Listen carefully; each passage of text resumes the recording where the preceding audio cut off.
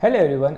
In previous lecture हम लोगों ने देखा कि पार्शियल कोरिलेशन का मतलब क्या होता है और उसकी फॉर्मूलाज क्या होती है। नाउ इन दिस लेक्चर हम लोग मल्टीपल कोरिलेशन के बारे में देखने वाले हैं, that what do you mean by multiple correlation and वो उसकी फॉर्मूला कैसे फॉर्म होती है। राइट नाउ मल्टीपल कोरिलेशन नाम से अपने को पता चलता है कि दो से ज़्यादा कोरिलेशन, राइट। बिकॉज अगर दो कोरिलेशन है मतलब दो वेरिएबल्स है तो उसको हम लोग बोलते हैं बाईवेराइट कोरिलेशन। लेकिन अगर दो से ज़्यादा है तो उसको हम लोग बोलते हैं multiple correlation. Now multiple correlation जो है उसमें क्या है, सो मल्टीपल कोरिलेशन में एक वेरिएबल डिपेंडेंट है और दो वेरिएबल इंडिपेंडेंट है।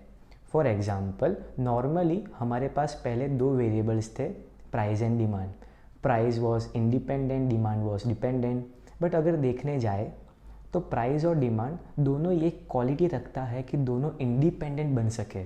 मतलब प्राइस भी अपने आप कम ज़्यादा हो सकता है, डिमांड भी अपने आप कम ज़्यादा हो सकता है। So in this case price and demand both can be independent variables और सप्लाई जो है उस पर डिपेंडेंट हो सकता है दोनों पे, राइट। तो अभी क्या होने वाला है, there are one dependent variable और दो इंडिपेंडेंट वेरिएबल आने वाले हैं। It is known as multiple correlation, right. Now इसकी फॉर्मूला का डिनोटेशन कैसे करेंगे, सबसे पहले वो सीखते हैं एंड उसके बाद हम लोग फॉर्मूला देखेंगे just like what we did in our previous lecture in partial correlation, right. So सबसे पहले एक डिपेंडेंट वेरिएबल है उसको हम लोग 1 असाइन करते हैं, इंडिपेंडेंट 2 और दूसरा इंडिपेंडेंट 3, मतलब 1 2 3 तीन वेरिएबल है। अगर डिपेंडेंट वेरिएबल जो है यहाँ पे उसको अगर फॉर्मूला बनानी है तो फॉर्मूला में कैपिटल आर आएगा and the formula will be R 1.23, मतलब पॉइंट के लेफ्ट हैंड साइड वाला डिपेंडेंट होगा, राइट। फॉर एग्जांपल अगर मैं ऐसा बोलूँ कि x2 मतलब जो 2 है वो डिपेंडेंट है तो फॉर्मूला बन जाएगी R2.13। और अगर x3 डिपेंडेंट है तो फॉर्मूला बन जाएगी R3.12। मतलब रिवाइज करते एक बात क्या सीखा हमने अभी, अगर 3 डिपेंडेंट है तो 3.12, अगर 2 डिपेंडेंट है तो 2.13 और अगर 1 डिपेंडेंट है तो 1.23।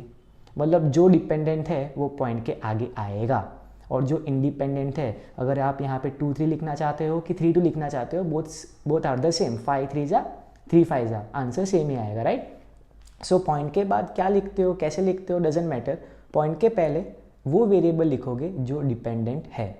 So let's see the formula of multiple correlation. So number 1 formula R1.23। So R1.23 की फॉर्मूला क्या है, तो सबसे पहले फॉर्मूला तो आप लोगों को दिख रही है यहाँ पे, but it is not that difficult, इसको याद रखना बहुत ईजी है। तो सबसे पहले यहाँ पे R12 square plus R13 square minus 2R121323 upon 1 minus R23 square. Now ये ईजी कैसे है, राइट। तो सबसे पहले यहाँ पे R1.2 है तो यहाँ पे R12 है, फिर 1 के साथ 2 आ गया तो 1 के साथ 3 भी आना चाहिए तो R12 R13 विथ स्क्वायर। उसके नीचे देखो R2.13 है, मतलब 2 के साथ 1 आना चाहिए, 2 के साथ 3 आना चाहिए, मतलब R12 R23। नाउ 2 के साथ 1 का मतलब 1 2 2 2 1 दोनों सेम ही होता है। सो 2 के साथ 1 मतलब R12 एंड 2 के साथ 3 मतलब R23। उसके नीचे 3.12 में 3 के साथ 1 आना चाहिए मतलब 1 3 एंड 3 के साथ 2 भी आना चाहिए मतलब 2 3 with square, okay. So this portion is done. उसके बाद बीच में माइनस की साइन आएगी यहाँ पे। उसके बाद माइनस के बाद जो भी वैल्यू कर रहे हैं उसको 2 से मल्टीप्लाई करेंगे। कौन सी वैल्यू को मल्टीप्लाई करेंगे, तो सबसे पहले जो भी पॉसिबल कॉम्बिनेशंस है वो सारे मल्टीप्लाई कर देंगे। मतलब क्या, 1 2 1 3 2 3, यहाँ पे भी देखो 1 2 1 3 2 3, यहाँ पे भी 1 1 2 1 3 2 3, तीनों मल्टीप्लाई कर देंगे, राइट। आगे पीछे होगा कोई दिक्कत नहीं है।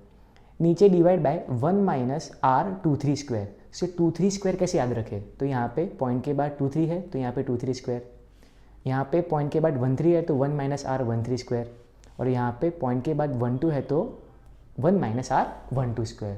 सो दिस इज मल्टीपल कोरिलेशन। अगर आपको इसमें कोई डाउट हो so let me know in the comment section, okay. Bye everyone, take care.